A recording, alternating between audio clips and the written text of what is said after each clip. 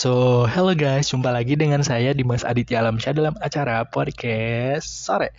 Nah, di sore hari ini saya akan membahas mengenai teori soal kenapa sih orang Sunda tidak boleh menikah dengan orang Jawa.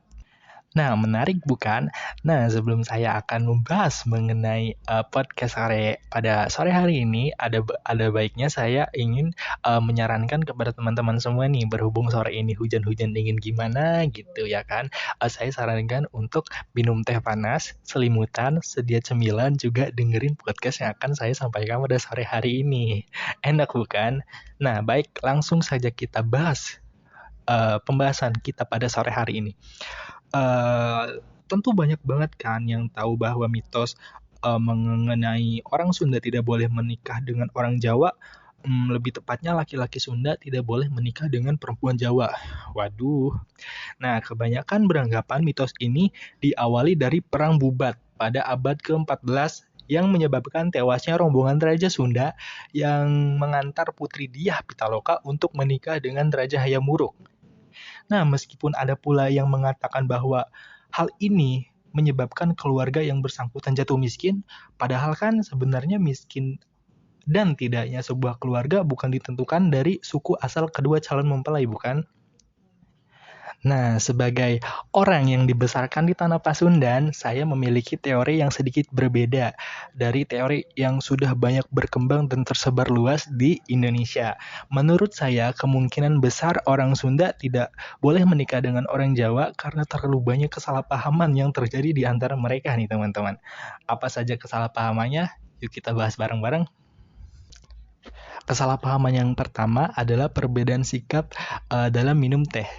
Nah, berdasarkan data yang saya teliti, yang bersumber dari teman saya, baik dari suku Jawa maupun suku Sunda, perbedaan ini cukup signifikan nih teman-teman.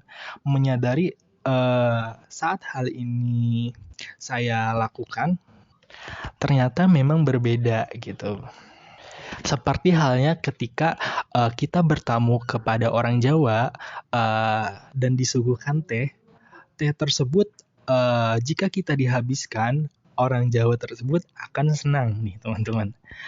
Berbalik dari suku Sunda, jika kita menghabiskan secuil aja tehnya, itu dianggap sebagai kesopan santunan. Nah, berbeda banget kan? Nah, kesalahpahaman yang kedua yaitu banyak kata-kata yang terdengar mirip namun memiliki arti yang berbeda, baik dari bahasa Sunda maupun dari bahasa Jawa. Contohnya kata payun dalam bahasa Sunda dan payon dalam bahasa Jawa. Di antaranya payun dalam bahasa Sunda memiliki arti depan, sedangkan payon dalam bahasa Jawa diartikan sebagai atap. Nah, berbeda banget kan ya teman-teman artinya? Adapun cerita lucu mengenai payun dan payon ini saya mendapatkan dari pengalaman teman saya nih teman-teman. Berhubung teman saya ini magang sebagai guru di salah satu daerah di Bandung gitu ya teman-teman. Teman saya ini setiap berangkat itu menggunakan transportasi angkot untuk menuju ke sekolah yang akan dituju. Nah, saya lupa bilang nih teman-teman bahwa teman saya yang satu ini berasal dari Jawa yang magang di daerah Bandung sebagai guru. Nah, jadi suatu ketika teman saya berangkat menuju sekolah menggunakan transportasi angkot, teman saya itu saat masuk angkot langsung disambut hangat istilahnya oleh ibu-ibu dan bapak-bapak yang sedang menumpang di angkot yang sama. Ada salah satu ibu-ibu yang mengatakan kepada bapak guru atau teman saya tersebut, mengatakan, "Mangga Pak Guru duduk di payun." Nah, dalam kalimat tersebut diartikan sebagai silakan Pak Guru duduk di depan. Mungkin ini sebuah penghormatan sebab pada saat itu teman saya menggunakan seragam guru dinas gitu. Lalu teman saya ini bingung lah teman-teman, berhubung teman saya ini dari Jawa, jadi maksud payun itu dia mengira bahwa dia suruh duduk di atap angkot gitu. Jadi teman saya di situ tuh kayak membeku sama bingung gitu, kayak membisu. Hah? Saya maksudnya suruh duduk di atas ya, Bu? Lalu sontak ibu tersebut tertawa dan mengatakan dan menjelaskan bahwa maksud duduk di payon itu dalam bahasa Sunda duduk di paling depan untuk menghormati bapak guru yang sedang naik angkot gitu, teman-teman. Kesalahpahaman yang ketiga adalah kata sama tulisan, pengucapan, dan artinya namun pemakaiannya sangat berbeda. Nah, apa itu? Kita bahas bareng-bareng. Nah, Jawa dan Sunda sama-sama memiliki udak, usul, bahasa, atau kata-kata yang berbeda untuk tingkatan usia dan dan strata yang berbeda.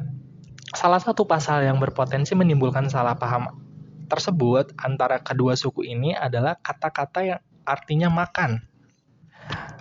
Nah, contohnya dalam bahasa Jawa, makan dapat disebut dengan badog, madang, dan dahar.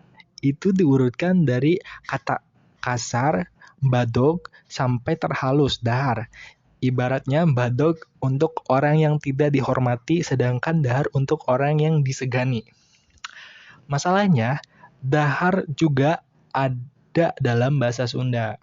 Sama-sama berarti makan, namun untuk hewan gitu. Kayak dahar tuh di Sunda tuh kayak kasar gitu, yang diartikan atau disebutkan untuk hewan yang pengen makan gitu istilahnya.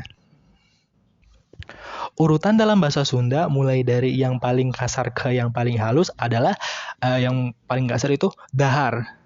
Nah, yang kedua itu tuang. Dan yang terakhir adalah neda atau yang paling sopan. Bayangkan kalau seorang calon besan Sunda datang ke rumah pacar anaknya yang ditawari untuk dahar yen atau makan dulu, kenyang enggak, marah iya, ya kan teman-teman.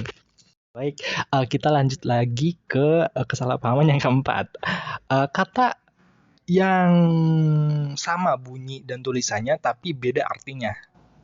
Nah, contohnya kata gedang. Ini adalah salah satu kata yang menimbulkan kontroversi antara orang Sunda dan orang Jawa. Nah, di Sunda, gedang berarti pepaya, sedangkan di Jawa artinya pisang. Terbayang kalau menantu Jawa diminta beli gedang atau pepaya dalam bahasa Sunda di pasar dan yang bawa pulang adalah pisang. Gimana dan apa yang akan terjadi, teman-teman? Ya kan? Nah, hal ini nyambung ke kesalahpahaman yang kelima nih, teman-teman. Buah di Sunda yang hanya berupa mangga. Oke nih. Yang ini agak maksa sih, teman-teman ya, sebab contohnya hanya satu, tidak seperti bahasa Indonesia. Kata buah dalam bahasa Sunda hanya mengacu pada buah mangga saja. Kok bisa gitu sih? Iya, yang nggak tahu yang udah dari sananya teman-teman. Jadi kalau dalam bahasa Indonesia maupun bahasa Jawa, buah itu semua buah gitu. Ada stroberi, ada anggur, ada melon, dan sebagainya. Namun dalam bahasa Indonesia, kata buah itu ditunjukkan hanya untuk buah mangga saja. Nah, mungkin itu saja nih ya teman-teman dalam podcast pada sore hari ini yang dapat saya sampaikan. Nah, jika teman-teman ingin membahas lebih dalam lagi mengenai uh, perbedaan atau teori kenapa orang Sunda tidak boleh menikah dengan orang Jawa, teman-teman bisa ke websitenya Terminal. Terminal di alamat mojok.co. Nah, nanti teman-teman klik aja linknya di situ dan semua pembahasan lengkapnya ada di situ, teman-teman.